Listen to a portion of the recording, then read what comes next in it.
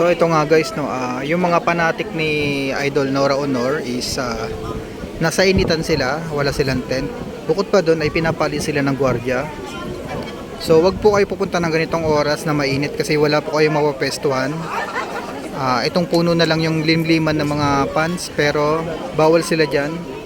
Kaya dito sila papapestuhin sa initan kasi papalisin sila sa initan ng gwardiya, ayaw sila doon. Bawal sila doon mag-standby. Pero okay naman kasi nagbibigay man ng tubig para sa mga fans ni Nora. Pero pinapali sila ng guard. So wala sila ibang choice kundi umakyat sa taas. Mainit. So sana may limliman sa taas. So ito nga pala yung dyan sa loob nakalagak si Idol Nora. So yung iba dito na nakasilong sa malilim.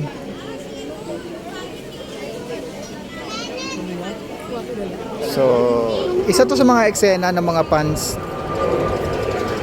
Ayan, may aeroplano, ang laki.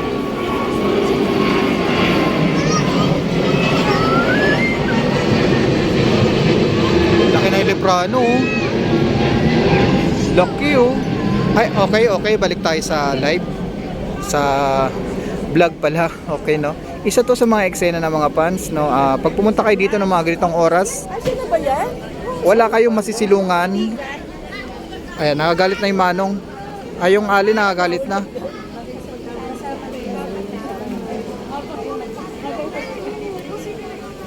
Kasi wala limliman, walang silungan. Ewan ko lang kung alam ng team sa side ni Idol Nora ang kalagayan ng mga fans na nasa initan at pinapali sila ngayon. Meron pa nga nagsabi dapat nga daw meron silang tent or meron silang private place para sa mga fans. Pero since hindi naman siguro kasama sa plano ang mga fans, kaya kahit saan na lang sila papesto.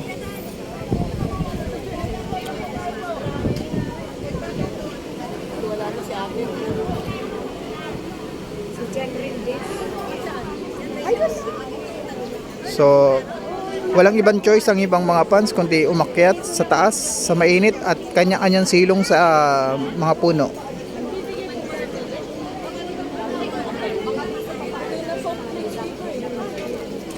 So siyempre trabaho din ng guard yan, nabantayan ng kanyang binabantayan o ang kanyang pinopostehan. So wala tayong ibang choice. Sumunod lang din tayo dahil ang guard ay nagtatrabaho at sumusunod lang din sa utos sa kanya.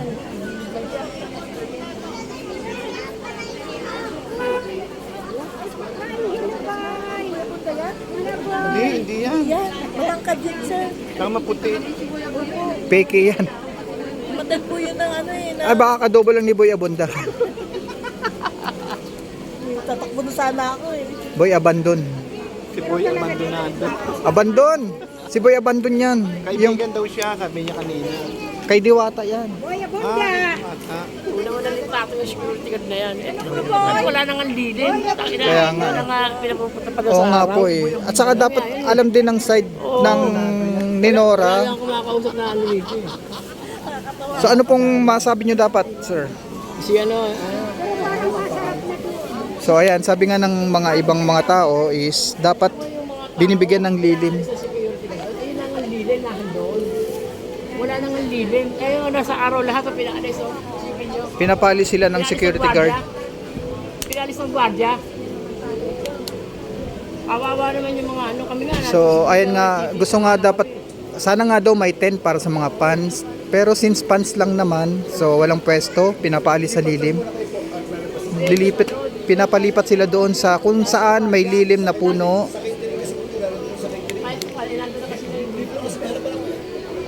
Catering po yung natanungan nyo. Catering po yung natanungan nyo. So ayan. So ayan po ang kalagayan ng mga fans ngayon ni Idol Nora Honor na nag-iisang superstar.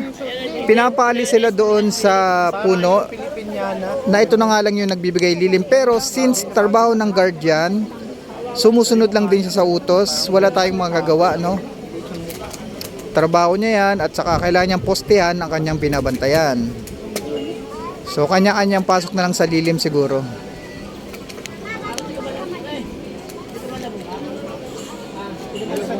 Baka sa libing pwede sa naman. Ano, i-video mo. Ayan. Saan sa lubi? Oo. Yung iba ayaw, yung may mga matanda pa kasi. Depende sa init yung mga yan, mga thunders. Lalakad. Yung iba kasi may hinihintay pa sila mga sikat na artista. Yung iba kasi dyan nagbablog, for vlogging na rin din. Yung iba dyan for fans.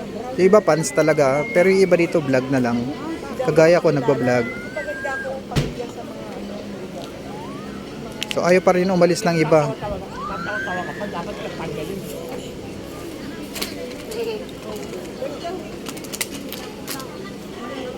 Nagpipis na nga yung mga tao sa ano eh. Nakatayo eh. Ayan, nagagalit na ang isa.